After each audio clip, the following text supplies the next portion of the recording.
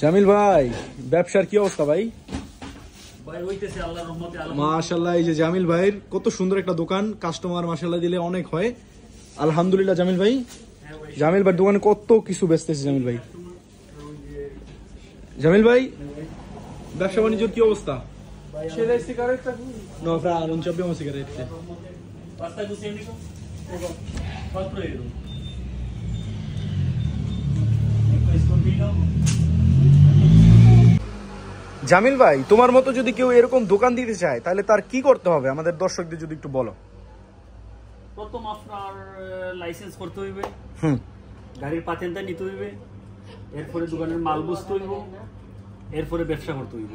পাতেনটা কি জন্য ভাই, এটা একটু বলো যদি। পাতেনটা আপনার যখন মালটা কিনতে হয় গিয়া রুম শোর থেকে মালটাকে কিনতে হয়, তো ওই গাড়ি দিয়ে গিয়া মালটা কিনে আবার নিয়ে আসতে হয়, তোর জন্য পাতেনটা লাগে, মানে গাড়ি চালাইতে হইলে তোর জন্য পাতেনটা ইম্পর্টেন্ট। পাতেন্তে হচ্ছে গাইস ড্রাইভিং লাইসেন্স, ইতালিয়ান ভাষা বলে পাতেন্তে, ঠিক আছে?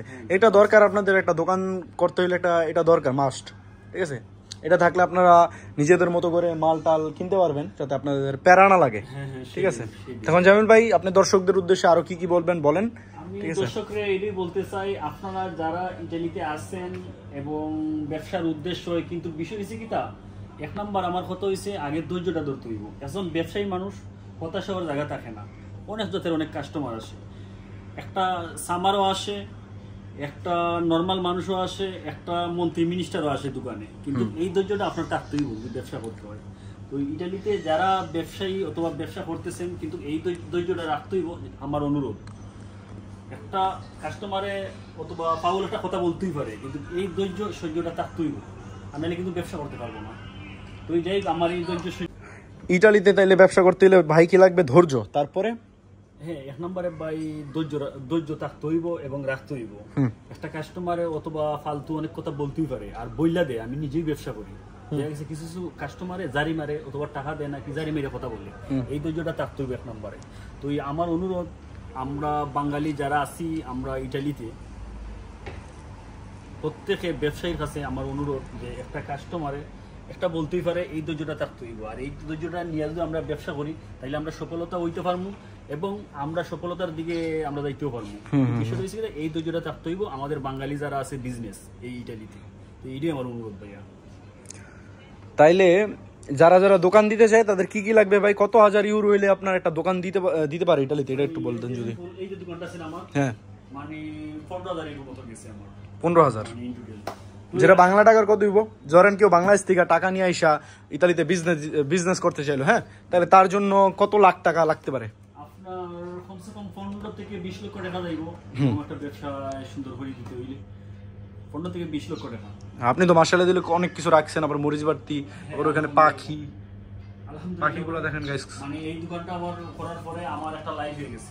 দেখেন গাইস, দোকানটা আসলে খুব সুন্দর, আমার লাইফ হইছে। আর বিষয় হচ্ছে কিন্তু আমি যখন ব্যবসা করি আসলে আমার খুব ভালো লাগে, কারণ যখন ইটালিয়ানে গাইস আবার কম্পিউটার রাখছে, সিম আছে, তারপরে ওইখানে দেখেন পস, মানে টাকা কার্ড দিয়ে পাগারে করার জন্য ওইটা আছে, এখানে ফ্রিজ আছে একটা, ওইখানে একটা, সবই রাখছে। মানে তো আপনি কত বলেন? 15,000 ইউরো হলে একজন দোকান দিতে পারবে? হ্যাঁ, 15 থেকে 20,000 ইউরো হইলে আপনার দোকান এখন কমপ্লিট আমার মতন দিতে পারবো।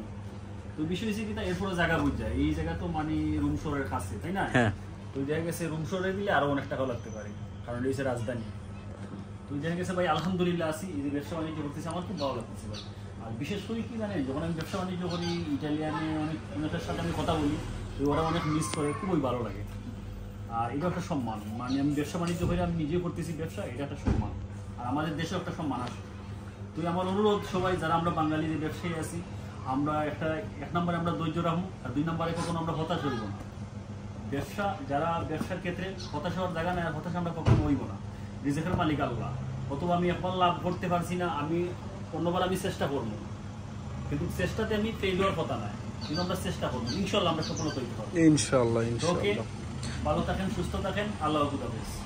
গাইস, যারা যারা জামিল ভাইয়ের মতো দোকান দিতে চান অবশ্যই জামিল ভাইয়ের কথাগুলো শুনবেন। আশা করি আপনারা ইটালিতে দোকান দিয়ে ভালো টাকা ইনকাম করতে পারবেন। সো দেখেন জামিল ভাইয়ের দোকান আসলে খুব সুন্দর। আর এই দেখেন ভাই, এই দেখেন সাইজ কি সুন্দর, ঠিক আছে। সো গাইস ভিডিওটা ভালো লাগলে অবশ্যই লাইক কমেন্ট শেয়ার করবেন, বন্ধুদের সাথে শেয়ার করবেন ভিডিওটা, চ্যানেলটাকে সাবস্ক্রাইব করবেন। নেক্সট কি নিয়ে ভিডিও চান অবশ্যই কমেন্ট করে জানাবেন। নেক্সট একটা ভিডিও দেখা হবে। সব ভালো থাকেন, সুস্থ থাকেন, আল্লাহ হাফেজ।